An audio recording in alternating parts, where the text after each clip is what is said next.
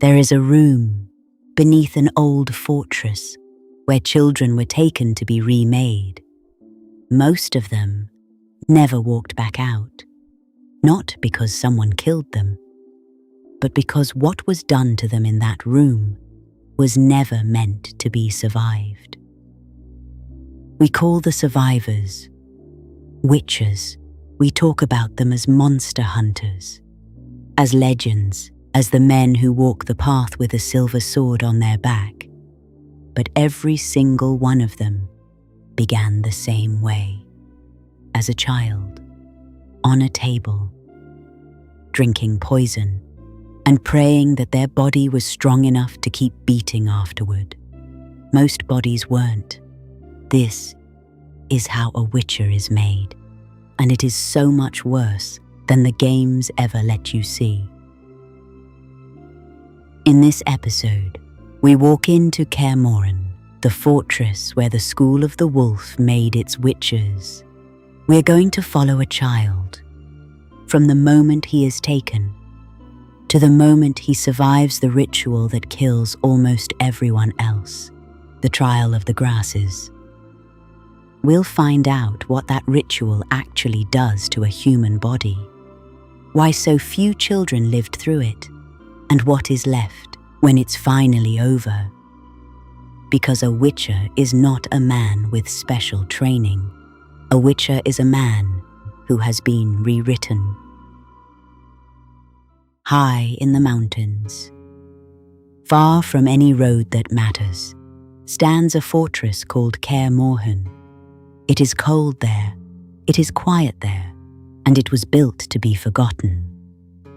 Kaer Morhen was the home of the School of the Wolf, one of several witcher schools scattered across the continent. The cat, the bear, the griffin, the viper, the manticore, each one with its own fortress, its own methods, its own monsters to make. Kaer Morhen was never the beginning of the witcher craft. It was simply the school that the world would one day remember best because of a single wolf medallion witcher who would survive long enough to become a legend. But before there was a legend, there were only the men who ran the school. Veteran witchers, alchemists, and the oldest of them all, Vesemir, the man who would watch generations of boys walk through Kaer Morhen's gate and bury most of them.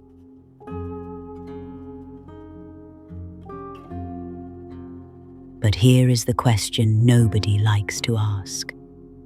Where do the children come from? Witches cannot have children of their own.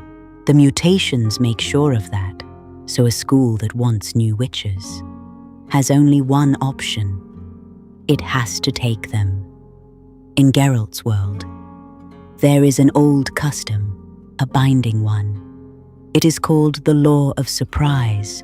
When one man saves another's life, the one who was saved can offer a price, and the price is this: give me that which you already have, but do not yet know.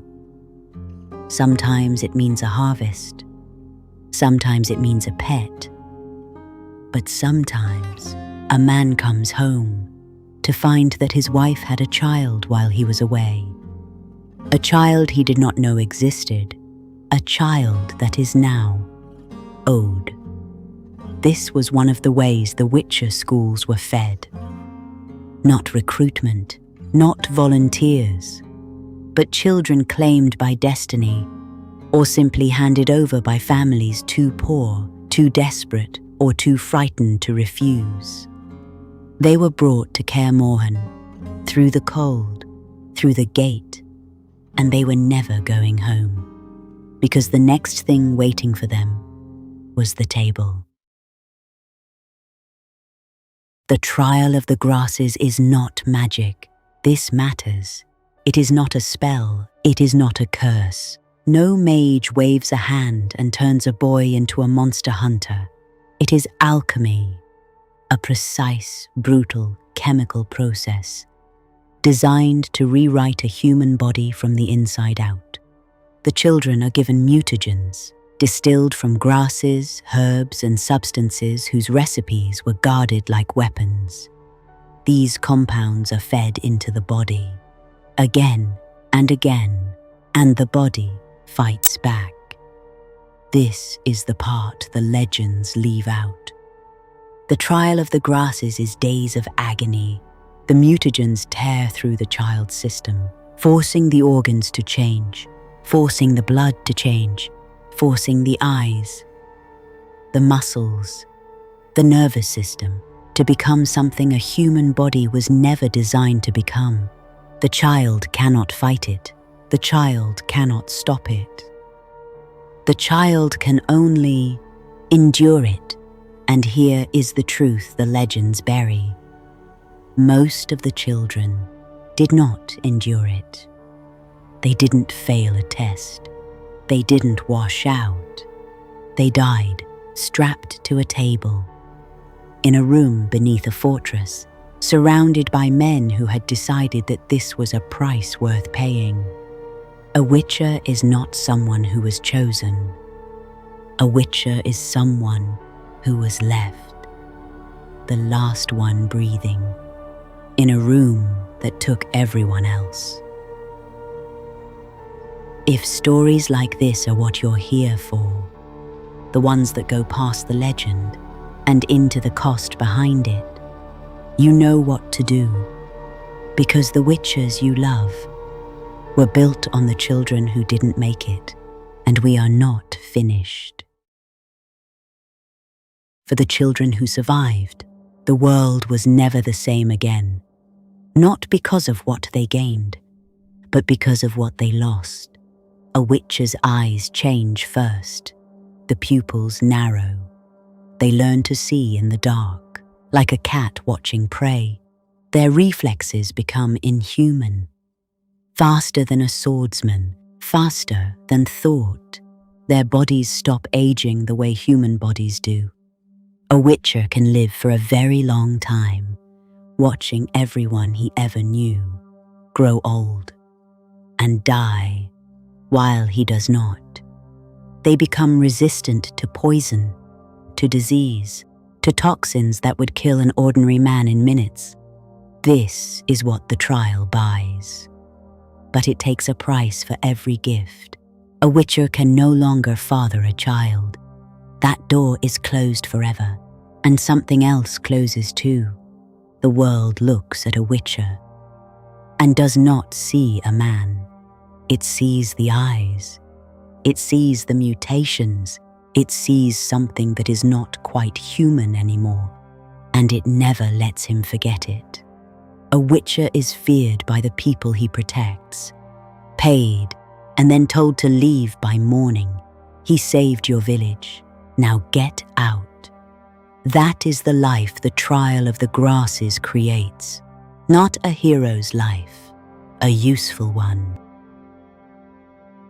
And then there was one boy, a boy who went through the trial of the grasses and survived it.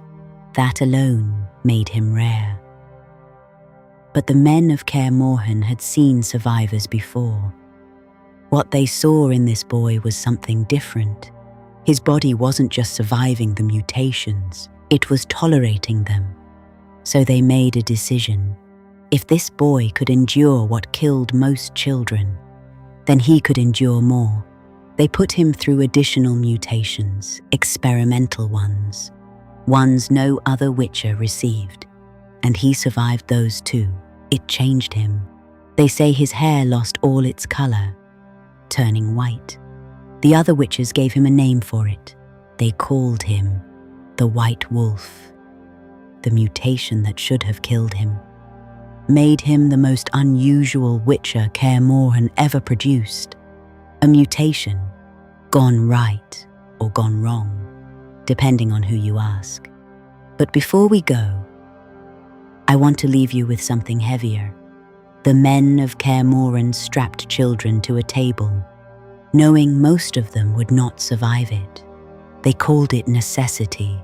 The continent needed witches. Someone had to be made to walk into the dark, so that everyone else could stay out of it. But here is the question. Was it necessity, or was it murder, with a noble word stretched over the top of it?